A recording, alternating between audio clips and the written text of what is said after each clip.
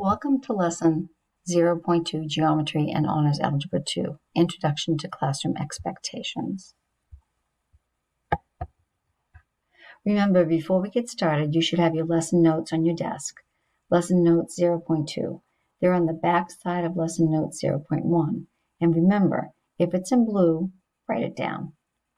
You're going to find the lesson questions and the key issues in blue. You may take additional notes in the white section of your guided notes. Okay, so let's get started. Lesson question number 1. What are the expectations in a modern classroom? Remember, that was in blue, so take a moment and write it down. We're going to do something a little different this year. Have you ever sat in a class and felt bored out of your mind because your teacher was going on about something that you already understood? Or have you ever felt way too rushed because the teacher keeps moving on before you're ready? Modern classroom, what we're going to use in our math class, aims to alleviate all of that. In this class, you will work through all of the content at a pace that is comfortable for you rather than just leading you through lectures by me. Let's move on to key issue number 1. So remember, it's in blue, so I'd write it down. What is the modern classroom?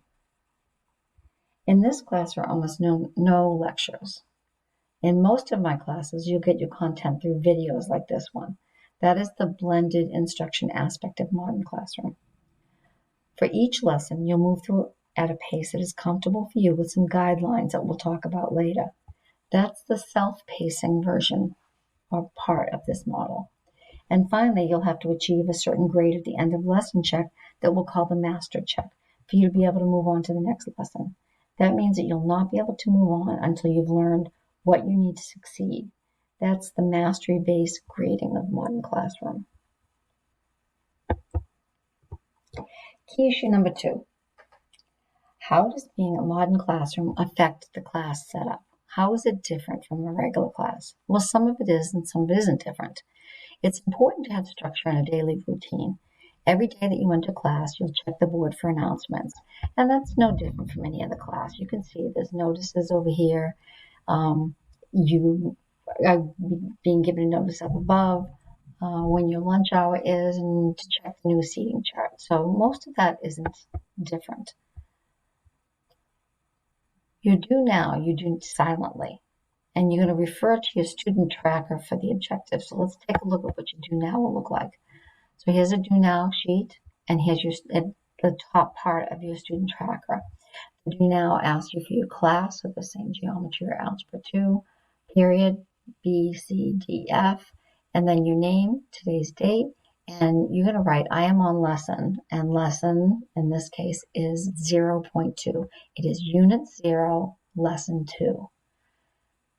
It's notes that we're doing right now. And then the question is, am I on pace, or am I ahead of pace, or am I not on pace? And the way you can tell is you come down here and you look where it says target date. And the target date is 9/13.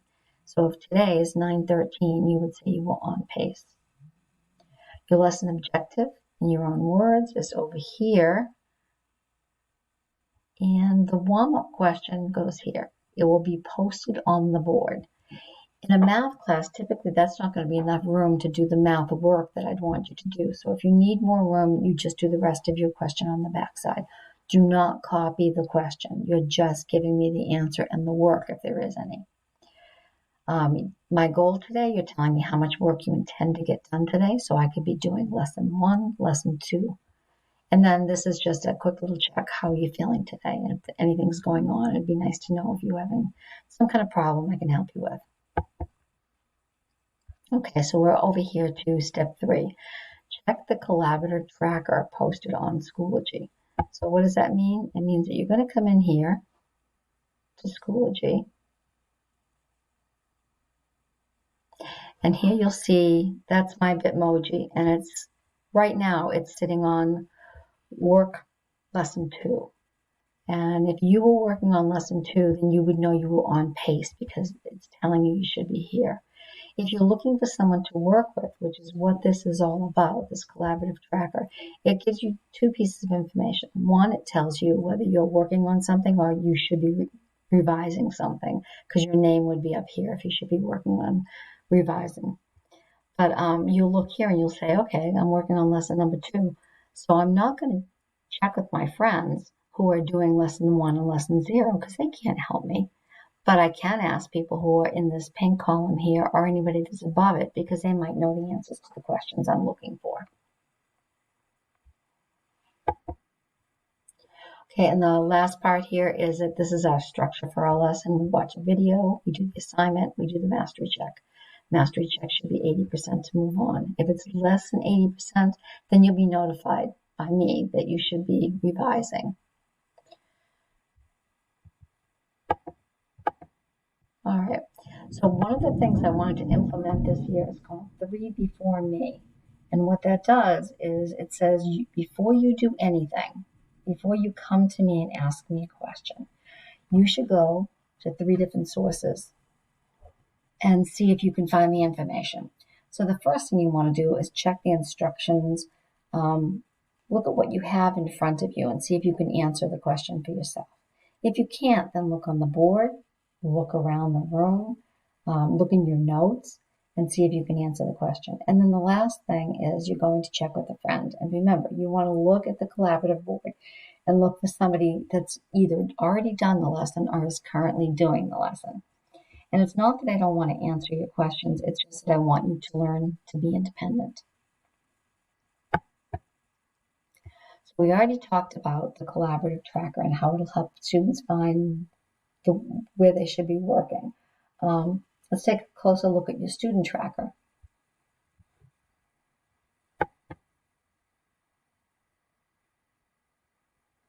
Okay, let's just go a little bit and make it a little smaller so you can see the whole thing. Okay, so in the student tracker, you can see at the top, it tells you how many lessons that there are in this, and there's very few lessons in this. There's only 3 lessons in this unit.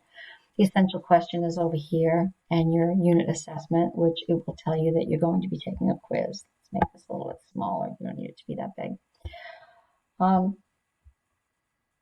Each lesson has a target date. That date is the date that the lesson should be completed for you to be on pace to complete the unit on time. We refer to it as a soft date, meaning that you can get behind and that's okay, as long as you can catch up on the work at home. You want to stay after school and catch up, but if you don't have something turned in by 9:13 here for lesson 1, it's okay. It just means that you're going to have to work a little harder further down. The hard date on the student tracker is the date at the bottom. This is a summative assessment. Unit 0 quiz. Usually it's a test at the end, but since this is a very short unit, then you're just going to have a quiz. And it's due on September 17th, and that's a hard date. The last thing you want to look at in the student tracker is notice that there are these must-dos in blue, and then there's these should-dos in purple, and the aspire-to-dos are in yellow. Let's look at those a little closer. Here. The idea of a must-do is something that is non-negotiable. You need to do those to move on in the class. Now you are required to do all 3. It's part of the curriculum. Must-dos, should-dos, aspire-to-dos, they're all part of the curriculum. Must-dos are non-negotiable. You need to do them. As a teacher, what I do is I look at the minimum amount of information you need to succeed, and that's the must-dos. If you complete only must-dos, you cannot earn an A. You need to complete your must-dos, should-dos, and aspire-to-dos. It's possible to earn an A- without the other 2. You'd have to do very well on your quizzes and tests. This system allows students who fall behind for whatever reason to know which assignments are essential skills and succeed. So, for example, if you were sick for a few days, or you were away on vacation, or for whatever reason you had something going on at home, a family member was sick, you were taking care of a family member, for whatever reason, if you couldn't get to the should-dos on time and you were falling behind, I would say to you, skip the should-dos, the aspire-to-dos, do the must-dos, and then we'll move on to the end of the unit. Because remember, that end of the unit test is hard and fast. We don't change that date. Okay, so we want to focus on the hard and fast date that you must make. So you can drop the should do's, but we'll discuss that before you do that. Key issue number 3. Where do I find the materials I need and where do I turn in my work? Well, Schoology has copies of all the handouts. They're in Cami. So if you're home and you don't have a handout and you still want to get some work done that night, you can do it on Cami and submit it right on Schoology. Do nows are in the bucket by the door. They're turned into Mrs. Wakefield personally as completed. Handouts for each lesson are in the lesson baskets.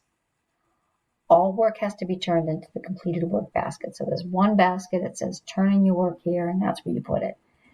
Mastery checks may be on paper or computer. You may not have a phone when you're in possession of a mastery check. If you have any assessment, if you have a test, you have a quiz, you have a mastery check, you cannot have a phone in your possession. They'll be turned in prior to taking the assessment.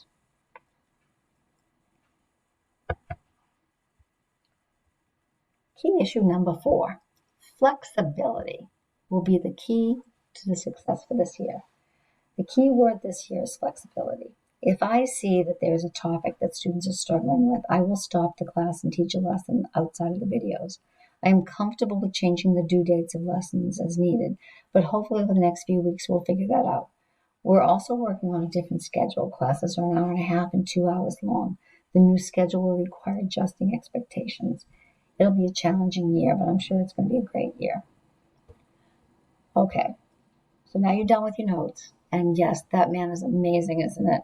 I don't know how you can do that, but you're done with your notes. Now go on. The lesson 0.2 assignment.